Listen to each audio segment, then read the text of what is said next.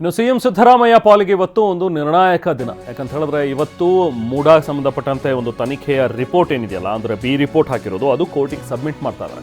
So MUDA site ಹಗರಣ ಸಂಬಂಧ ಈಗ ಮತ್ತೊಂದು ಟೆನ್ಷನ್ ಶುರುವಾಗಿದೆ. ಏನಂತ ಹೇಳಿದ್ರೆ, ಲೋಕಾಯುಕ್ತ ಪೊಲೀಸ್ ಬಿ ರಿಪೋರ್ಟ್ ಏನು ಸಲ್ಲಿಸಿದಾರಲ್ಲ, ಈಗ ಅದರ ಭವಿಷ್ಯ ಇವತ್ತು ಗೊತ್ತಾಗುತ್ತೆ. ಲೋಕಾಯುಕ್ತ ಪೊಲೀಸರು ಬಿ ರಿಪೋರ್ಟನ್ನು ಪ್ರಶ್ನಿಸಿ ಅರ್ಜಿಯನ್ನು ಸಲ್ಲಿಸಿದ್ದಾರೆ ಸ್ನೇಹಮಯಿ ಕೃಷ್ಣ. ಸೊ ಈ ಅರ್ಜಿ ಸಂಬಂಧ ಇವತ್ತು ಆದೇಶ ಹೊರಬೀಳಬೇಕು.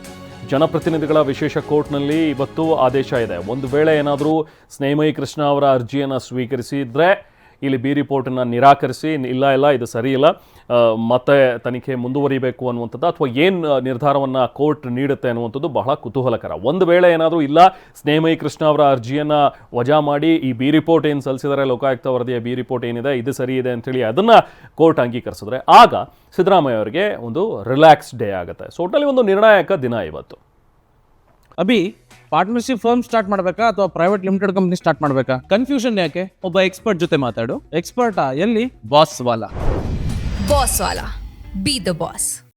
ಸೊ ಇನ್ನು ಸಿಎಂ ಸಿದ್ದರಾಮಯ್ಯ ವಿರುದ್ಧ ಈಗಾಗಲೇ ಮೂಡಾದಿಂದ ಪ್ರಭಾವ ಬಳಸಿ ನಿವೇಶನ ಪಡೆದಿರುವಂಥ ಒಂದು ವಿಚಾರ ಏನಿತ್ತು, ಆ ಒಂದು ಪ್ರಕರಣಕ್ಕೆ ಸಂಬಂಧಪಟ್ಟಂತೆ ನಡೆದಿರುವಂಥ ಒಂದು ತನಿಖೆ. ಸೊ ಇವತ್ತು ಸಿಎಂ ಸಿದ್ದರಾಮಯ್ಯ ಪಾಲಿಗೆ ಒಂದು ಮಹತ್ವದ ದಿನ. ಸೊ ಇದ್ರ ಬಗ್ಗೆ ಈಗಾಗಲೇ ಸ್ನೇಹಮಯಿ ಕೃಷ್ಣ ಅವರು ಕೂಡ ಮಾತಾಡಿದ್ದಾರೆ. ಅವರು ಸಲ್ಲಿಸಿರುವಂಥ ಒಂದು ಅರ್ಜಿಯ ಒಂದು ತೀರ್ಪು ಇವತ್ತು ಏನು ಬರುತ್ತಲ್ಲ, ಅದಕ್ಕೆ ಸಂಬಂಧಪಟ್ಟಂತೆ ಮಾತಾಡಿದ್ದಾರೆ.